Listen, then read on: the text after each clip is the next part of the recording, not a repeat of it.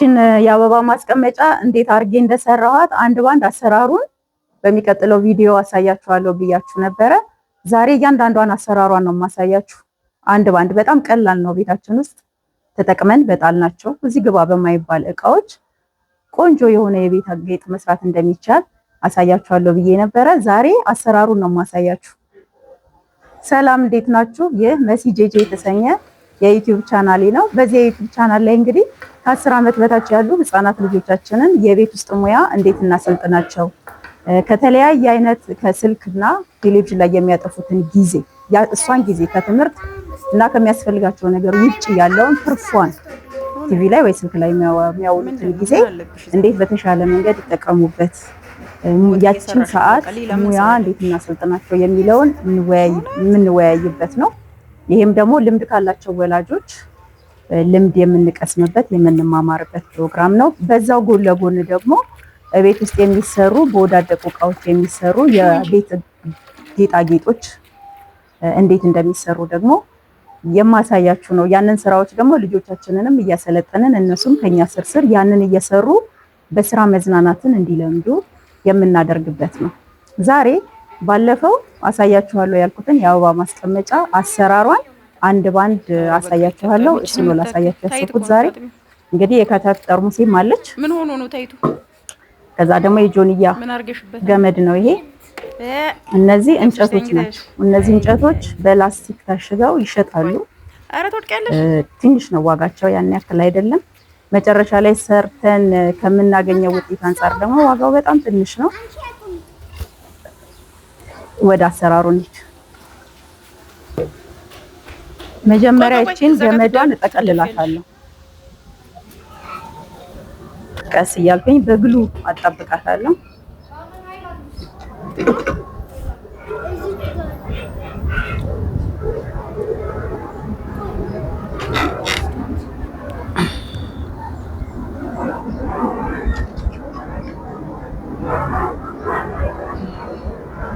ጊዜ አትወስድም። ደቂቃ ራሱ አይወስድም። ግፋ ቢል 40 ደቂቃ ሊፈጅ ነው። 40 ደቂቃም ያው ቀስ እያልን ከሰራናት ነው እንጂ 30 ደቂቃ 25 ደቂቃ በቂዋ ነው። ቶሎ ታልቃለች።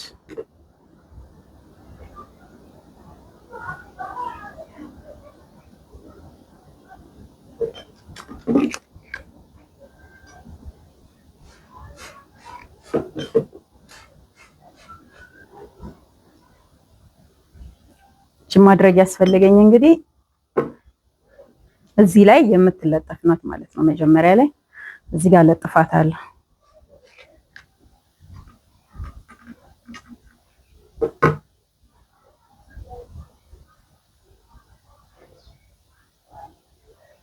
መሀል ለመሀል አደርግና እንዳይዛነፍ እዚህ ጋር ሲደርስ መሀል ለመሀል መሆኑን ማረጋገጥ አለብን።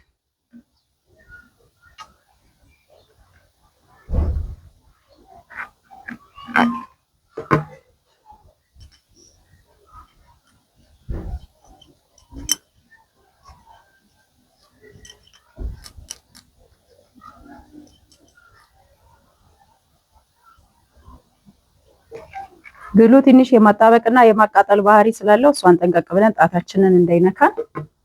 ያቃጠላል፣ ጥብቅ ትላለች ጣት ላይ።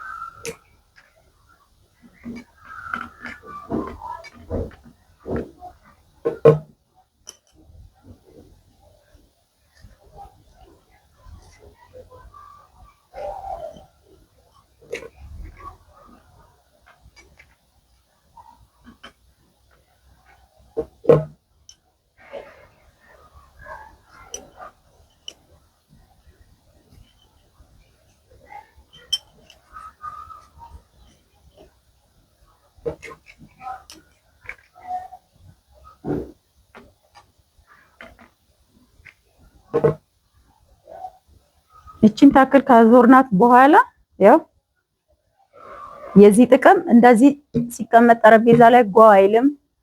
ጠርሙሱም የመሰበር አጋጣሚ አይኖረውም። ምቾት አለው፣ ድምጽም የለውም። እቺን ታክል ብቻ እቺን ታክል ካዞርን በኋላ ከዛ እንጨቶቹን ብሏ ትጣበቃለች እንደነገርኳችሁ።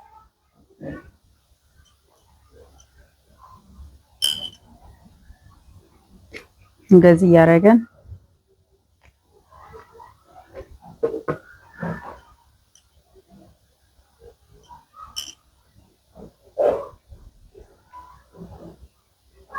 ከዛ በጣታችን ደገፍ ብለን ደግሞ አለፍ እንልና እንደገና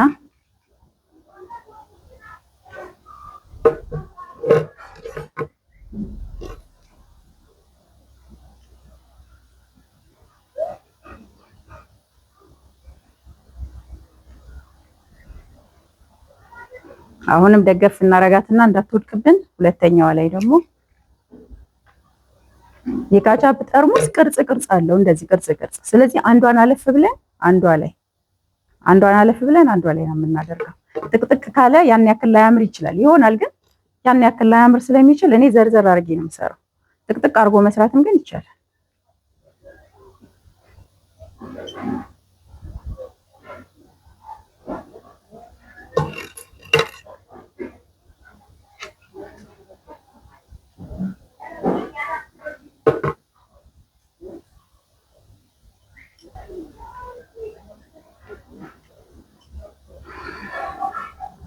በጣም ዝርዝር አለ። ስለዚህ አሁን ምን ላድርግ? አንዳንድ ልጨምርበት መሀል ላይ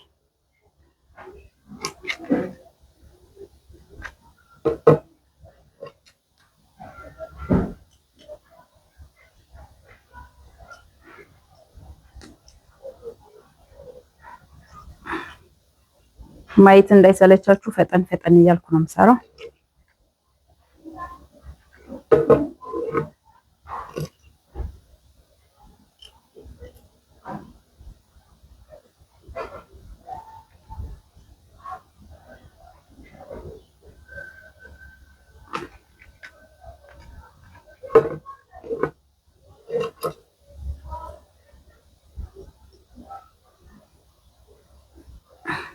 አሁን በቅርጾቹ ልክ ነው ያደረኩት። ብዙም አልተጠቀጠቀም፣ ብዙም አልተከፋፈተም፣ መጠነኛ ነው፣ ያምራል።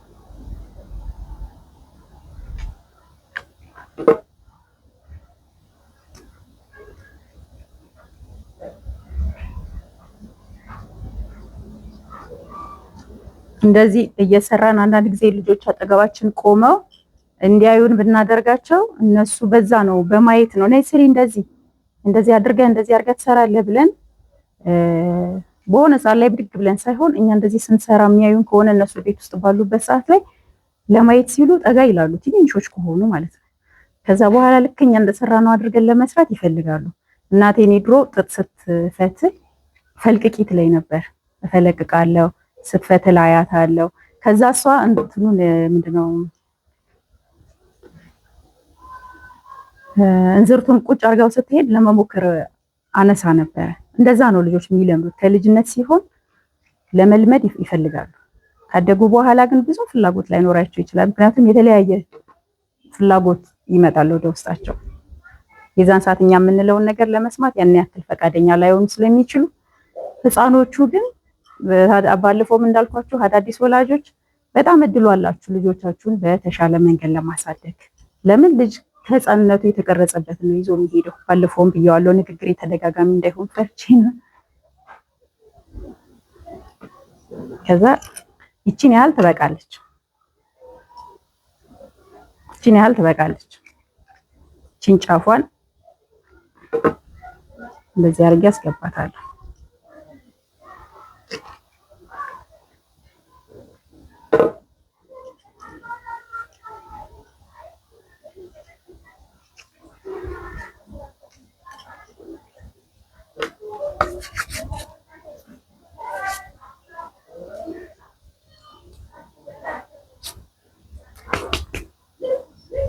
አሁን ይኸውና እንደዚህ ሆነ።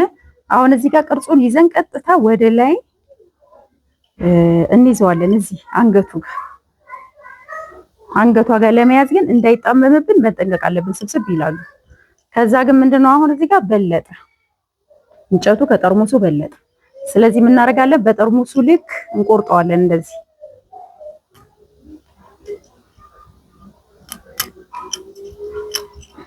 መጀመሪያውንም ቆርጠን ማስተካከል እንችላለን በጠርሙሱ ቅርጽ።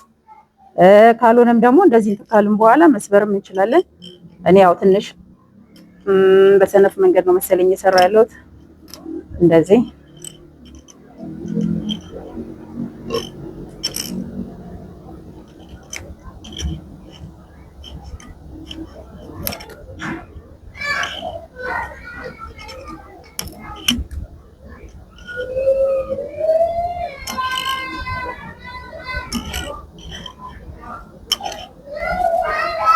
እንደዚህ ቆርጬ ከርክሚያታለሁኝ እኩል። ሌላ ጊዜ ግን ቅድም እንዳልኩት ቆርጦ መጀመሪያው ነው ማዘጋጀት ይቻል ነበር። እዚህ ላይ ሲቆረጥ ትንሽ ያስቸግራል። ወይ ከዚህ ጋር ፍንቅል ብሎ ሊወጣ ይችላል፣ እጅ ላይ እንትን ይላል፣ ድርቅ ይላል፣ ይወጋል። ስለዚህ መጀመሪያ ላይ በጠርሙሱ እኩል ቆርጦ ማዘጋጀቱ የተሻለ። ስለዚህ አሁን እንደ ቅድሞችንም መጀመሪያ እንጨቷን አጣብቃታለሁ፣ ከዛ ገመዷን አያይዛታለሁ።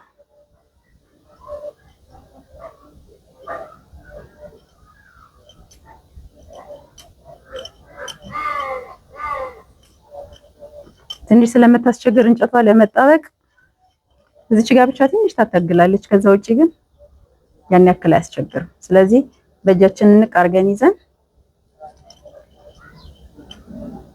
እንደዚህ አድርገን ሁለቴ ብናዞረው ከዛ በኋላ በግሉ እናጣብቀዋለን።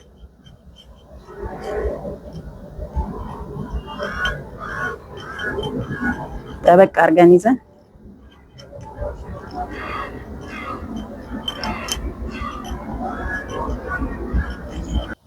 አንዴ ካጣበቅነው በኋላ ቦታውን እንዳይለቅ እናስተካክለዋለን። እንጨቶቹ መስመራቸውን እንዳይስቱ እንዳይጣመሙ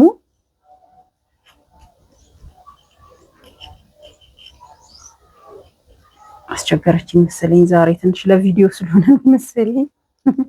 እንደዚህ አይነት ግን በጣም ብዙ ሰርቻለሁ።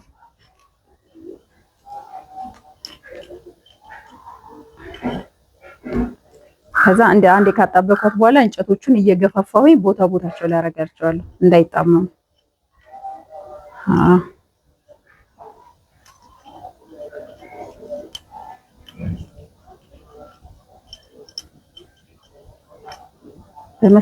በመስመሯ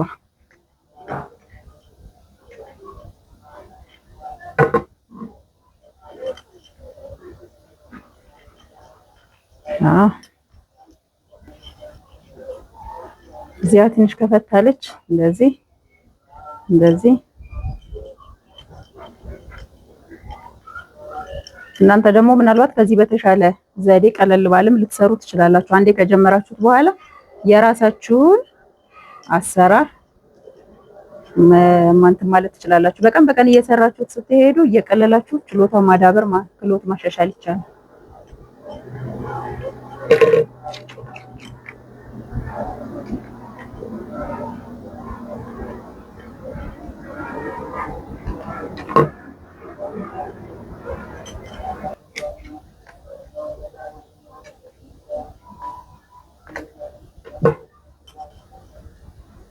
ፈጠን አልኩበት መሰለኝ፣ ለዛ ነው ትንሽ እየተላቀቀ አስቸገረኝ። ግን ቀስ እያለን አንድ ባንዷን ካጣበቅናት ጠርሙስና እንጨት ስለሆነ ትንሽ ፍትልክ ፍትልክ የማለት ነገር አለው። ግን ቀስ ብለን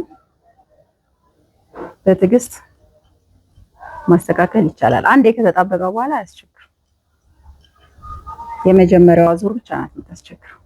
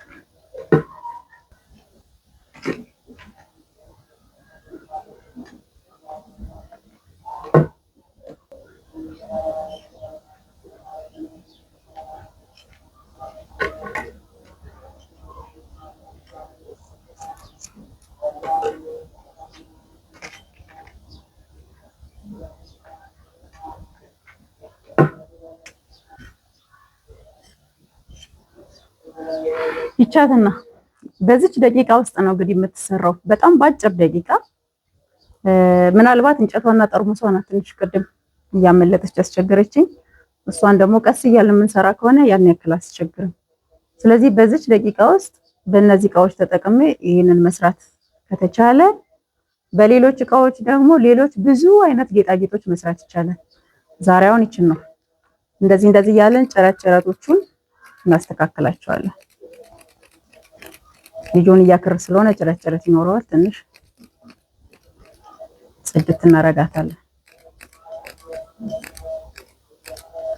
የጆንያ ክር ራሱን የሆነ ውበት አለው። የጆንያ ከለር እኔ በጣም ነው የምወደው። እኔ ብዙ ሰው የሚወደው ይመስለኛል። እንጨትም የራሱ የሆነ ውበት አለው። በጣም ነው የሚያምረው። አንድ ላይ ሲቀናበሩ እንግዲህ ከጠርሙሱ ጋር እቺን የመሰለች የአበባ ማስቀመጫ እንደዚህ ሳደርጋት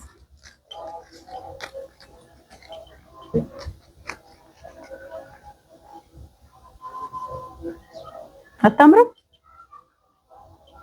በጣም ታምራለች። ለዛሬ ያስኩት ቪዲዮ ይሄንን ይመስላል። በሚቀጥለው ደግሞ በሌሎች ነገሮች ከችን ሳይሆን ሌላ አይነት ደግሞ አሳያችኋለሁኝ። እስከዛው ድረስ እችን ከወደዳችኋት ቪዲዮዬን ከወደዳችሁት ላይክ፣ ሼር፣ ሰብስክራይብ በማድረግ ሌላም ሰው ጋር እንዲደርስ ልታደርጉልኝ ትችላላችሁ። እስካሁን አብራችሁኝ ስለቆያችሁ በጣም አመሰግናለሁ። ቻው።